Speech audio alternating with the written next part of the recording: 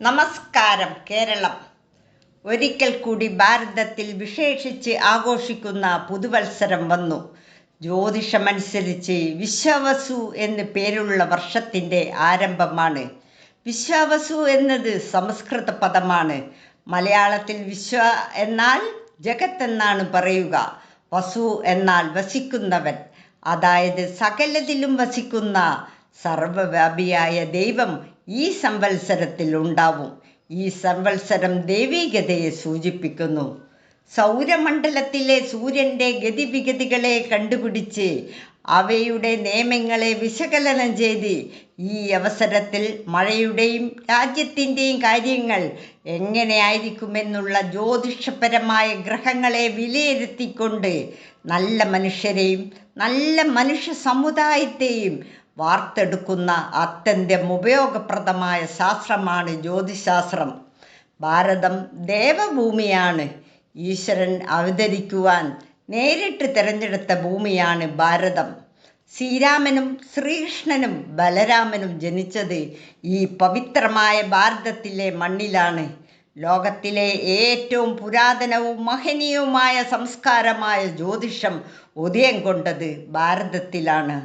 Survey ഭദ്രാണി പശ്യന്തു survey സന്തു നിരാമായ, അതായത് എല്ലാവർക്കും നല്ലത് വരുത്തണമേ, എല്ലാവർക്കും ദേഹസുഖം മാനസിക സമാധാനം എന്നിവ വരുത്തണമേ എന്ന വിശ്വമാനവതയുടെ ഗണഗംഭീര ശബ്ദം ആദ്യം ലോകം കേട്ടത് ഭാരതത്തിൻ്റെ നാവിൽ നിന്നാണ്. മീനം ശനി എടവം വ്യാഴം കൊല്ലവർഷം 1200 ആണ്ട് മീനം 16-ന് 30/3/2025 ഞായറാഴ്ച രേവതി നക്ഷത്രം ശുക്ലപക്ഷ പ്രഥമ തിഥി സിംഹകരണം മഹേന്ദ്രനാമ നിത്യയോഗം കൂടിയ ദിനം സൂര്യോദയത്തിന് വിശ്വാവസു നാമവത്സരം ആരംഭിച്ചു. ഇപ്രാവശ്യം മേടസംക്രമം 13/4/2025 ഞായറാഴ്ച കൃത്യം 3:22 AM ചോതി 1-ാം പാദം തുലാക്കൂറിൽ വജ്രനാമ നിത്യയോഗത്തിൽ മേടൻ രവി സംക്രമം കുംഭലഗ്നത്തിൽ. ഇപ്രാവശ്യം മേടസംക്രമാധിപൻ ഞായറാഴ്ച സൂര്യനായതിനാൽ മഴയുടെ അളവ് കുറഞ്ഞതായി തോന്നുമെങ്കിലും കുംഭൻ രാശിയിലായതിനാൽ നല്ല കാലവർഷം കിട്ടും. സംക്രമ സമയം വേലിയേറ്റമാകയാൽ ഉചിതമായ വർഷവും സ്വൽപ്പവൃഷ്ടിയും ബഹുവൃഷ്ടിയും ഇടകലർന്ന് ഉണ്ടാവും. ശക്തമായ കാറ്റും മഴയും അനുഭവപ്പെടും. ഓരോ ദിക്കിലും വ്യത്യസ്ത പ്രകാരമായിരിക്കും മഴ ഉണ്ടാവുക. ചില സ്ഥലങ്ങളിൽ നല്ല മഴയുണ്ടാവും. കൃഷിനാശവും കൃഷിക്ക് സമൃദ്ധിയും ഒരേ സമയത്തുണ്ടാവും. ഭരണാധികാരികൾ കൈകൊള്ളുന്ന കാര്യക്ഷമമായ നടപടികളാൽ കാർഷിക മേഖലയിലെ പ്രതിസന്ധികൾ തരണം ചെയ്യും.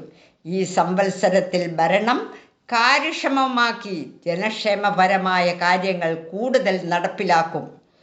ഇപ്രാവശ്യത്തെ രാജാവ് സൂര്യൻ, മന്ത്രി ചന്ദ്രൻ, സേനാധിപൻ സൂര്യൻ, വർഷാധിപൻ സൂര്യൻ, മണ്ഡലം വായു, വാഹനം പന്നി, വസ്ത്രം പലവർണം, ഭക്ഷണം മലർപ്പൊടി, ആയുധം വാൾ, മഴ 2 പറ. ആയുധം വാളായതുകൊണ്ട് ചില വിമർശനങ്ങളും പ്രതിസന്ധികളെയും നേരിടേണ്ടതായി വരും. കേന്ദ്രത്തിൻ്റെയും സംസ്ഥാന ഭരണകൂടങ്ങളുടെയും പൊതുജനക്ഷേമകരമായ പ്രവൃത്തികളിലൂടെ ദോഷങ്ങളുടെ കാഠിന്യം കുറഞ്ഞ് ദാരിദ്ര്യത്തിൻ്റെ തീവ്രത കുറയും. സകല സാധനങ്ങൾക്കും സമൃദ്ധിയുണ്ടാവും. ജനങ്ങൾക്ക് സുഭിക്ഷം സൗഖ്യം തുടങ്ങിയ ഗുണാനുഭവങ്ങൾ ഉണ്ടാവും. ഈ സംവത്സരത്തിൽ ചിങ്ങം എല്ലാ പദാർത്ഥങ്ങളുടെയും വില കുറയും. സ്ത്രീകൾക്കും കർഷകർക്കും ഈ സംവത്സരം ശ്രദ്ധേയമായ നേട്ടങ്ങൾ ഉണ്ടാവും. ദേശീയപാത പൂർത്തീകരിച്ച് നാടിന് സമർപ്പിക്കാൻ കൂടുതൽ ഉത്സാഹം കാണിക്കും. വയനാട് ടൗൺഷിപ്പ് പ്രാരംഭ നടപടികൾ ഉണ്ടാവും. വിദ്യാഭ്യാസ മേഖലയിൽ വൻ മുന്നേറ്റമുണ്ടാക്കാൻ ശ്രമിക്കും. യുവാക്കൾക്ക് തൊഴിലവസരങ്ങൾ സൃഷ്ടിക്കപ്പെടാൻ പരമാവധി ശ്രമിക്കും. വയോജനങ്ങൾക്ക് പുതിയ ക്ഷേമ ബോർഡിൻ്റെ പ്രാരംഭ നടപടികൾ കൈക്കൊള്ളും. അമ്പലങ്ങളിൽ വേതനങ്ങളും ആനുകൂല്യങ്ങളും പരിഷ്കരിക്കപ്പെടും. ആദിവാസി മേഖലകളിൽ കൂടുതൽ ഊന്നൽ നൽകും. മത്സ്യമേഖലകളിൽ ജോലി ചെയ്യുന്നവർക്ക് ഒരു കൈത്താങ്ങിന് വേണ്ടി പരിശ്രമിക്കും. വാട്ടർ മെട്രോ കൂടുതൽ സ്ഥലങ്ങളിൽ വ്യാപിച്ച് ടൂറിസ്റ്റുകളെ ആകർഷിപ്പിച്ച് ടൂറിസ്റ്റ് മേഖലകളെ ഉദ്ധരിപ്പിക്കും. കേരളത്തിലെ പ്രധാന ക്ഷേത്രങ്ങളെ ബന്ധിപ്പിച്ച് യാത്രാ സൗകര്യമുണ്ടാക്കും. സ്ത്രീകൾക്ക് പറഞ്ഞ പെൻഷനും ക്ഷേമ പെൻഷനും കൂട്ടാനുള്ള നടപടികളെക്കുറിച്ച് ചർച്ച ചെയ്യും. ഭാരതം ജ്യോതിഷഫലം മുൻകൂട്ടി അറിയുന്നതിനുള്ള വിജ്ഞാന കോശമാണെന്ന് എല്ലാവരും സമ്മതിക്കുന്നു. എന്നാൽ ഈ ഫലം ബൃഹത് പരാശഹോരയനുസരിച്ച് വീര്യക്ഷേത്രം, പ്രത്യുച്ഛേച്ഛസ, സമയം, സംഗതി എന്നീ മൂന്നെണ്ണത്തെ ആശ്രയിച്ചാണ് ഇരിക്കുന്നത്. ഒരാളുടെ കർമ്മമേഖല, ജന്മസമയം, പരിസ്ഥിതി എന്നിവയാണ് ആ മൂന്നെണ്ണം എന്ന് മലയാളത്തിൽ പറയാം. ഇന്ത്യയുടെ പ്രധാനമന്ത്രി ശ്രീ നരേന്ദ്രമോദിജിയുടെ 2025 വർഷത്തിലെ ഫലങ്ങൾ എന്തെല്ലാമായിരിക്കുമെന്ന് എല്ലാവർക്കും അറിയാൻ താല്പര്യമുണ്ടാവുന്ന വിഷയമാണ്. അദ്ദേഹത്തിൻ്റെ ജാതകപ്രകാരം വൃശ്ചിക ലഗ്നം, ലഗ്നത്തിൽ ചന്ദ്രകുജന്മാർ, 3-ൽ ഗുളികൻ, 4-ൽ വ്യാഴം, 5-ൽ രാഹു, 10-ൽ ശുക്രമന്ദന്മാർ, 11-ൽ രവി, ബുധ, കേതു.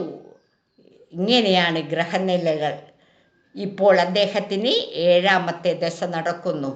ചൊവ്വാദശയിൽ ശനിയുടെ അപഹാരം 30/5/2025 വരെയുണ്ട്. അതിനുശേഷം ബുധാപഹാരം, അത് 27/5/2026 വരെയുണ്ട്. 2025 ബുധാപഹാരമാണ് നടക്കുന്നത്. ആ ബുധൻ 11-ൽ രാജയോഗപ്രദമായി നിൽക്കുന്നു. 2025 ശശിമംഗളയോഗവും രജകയോഗവും അനുഭവിക്കേണ്ട സമയമാണ്. ഭാരതത്തിന് ഒട്ടേറെ ഗുണകരമായ കാര്യങ്ങൾ സാധിച്ചെടുക്കുന്ന വർഷമാണ് 2025. ചില കാര്യങ്ങൾക്ക് കാലതാമസം നേരിട്ടാലും തൻ്റെ ലക്ഷ്യസ്ഥാനത്ത് ഗ്രഹണം കഴിഞ്ഞ് ഉദിച്ചു വരുന്ന സൂര്യനെ പോലെ തിരിച്ചു വരികയും ചെയ്യും. ഭാരതം ആഭ്യന്തര സുരക്ഷയിലും രാജ്യത്തിൻ്റെ അതിർത്തി പ്രദേശങ്ങൾ സുരക്ഷിതമാക്കുന്നതിനും കൂടുതൽ ശ്രദ്ധ കേന്ദ്രീകരിക്കും. രാഷ്ട്രീയ രംഗത്ത് സ്വാർത്ഥ ചിന്തകളാൽ പരസ്പരം വിദ്വേഷം വർദ്ധിപ്പിക്കാൻ ശത്രുക്കൾ ശ്രമിക്കും. ജനക്ഷേമപരമായ കാര്യങ്ങളിൽ കൂടുതൽ ശ്രദ്ധ ചെലുത്തും. മേടസംക്രമ സമയം ഭൂമി ഭൂതോദയമായതിനാൽ സകലയിടത്ത് സമൃദ്ധി ഉളവാക്കും. അഭിനയ രംഗത്തുള്ളവർക്ക് പ്രതികൂല അവസ്ഥ. സംക്രമബലത്താൽ രാജ്യത്തിൻ്റെ സാമാന്യ സ്ഥിതിയിൽ വൻ മുന്നേറ്റമുണ്ടാവും. പ്രജാക്ഷേമം, സൈനിക നിയമം എന്നീ മേഖലകൾ ചർച്ചയ്ക്കിടയാക്കുന്ന കാലമാണ് 2025. എല്ലാ തടസ്സങ്ങളും തട്ടിമാറ്റി ശക്തിമത്തായി ഊർജസ്ഥലമായി മുന്നേറാൻ കഴിയും.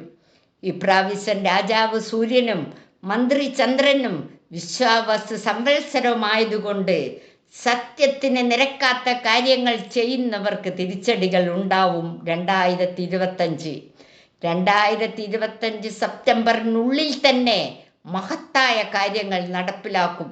പൊതുജന സമ്മതി ഇരട്ടിക്കും. തിരഞ്ഞെടുപ്പുകളെ വിജയത്തോടെ നേരിടുന്ന കാലമാണ് ഇത്. സഹമന്ത്രിമാർ തോളോട് തോൾ ചേർന്ന് പ്രവർത്തിച്ച് പുരോഗതി കൈവരിക്കും. ഒരുപാട് വിദേശ രാജ്യങ്ങളിൽ സഞ്ചരിക്കും. ലോക വിദേശ രാഷ്ട്രത്തിൻ്റെ ചരിത്രത്തിൽ ശ്രദ്ധേയമാകുന്ന ചില സുപ്രധാന സംഭവങ്ങൾക്ക് ഭാരതം സാക്ഷിയാകും. ഒരുപാട് പുരസ്കാരങ്ങളും അവാർഡുകളും കിട്ടും. ധർമ്മോ രക്ഷതി രക്ഷിത യഥോ ധർമ്മസ്ഥോ ജയ. ധർമ്മത്തെ രക്ഷിക്കുന്നവനെ ധർമ്മം രക്ഷിക്കും. അടുത്ത വീഡിയോയിൽ കാണാം. നന്ദി, നമസ്കാരം.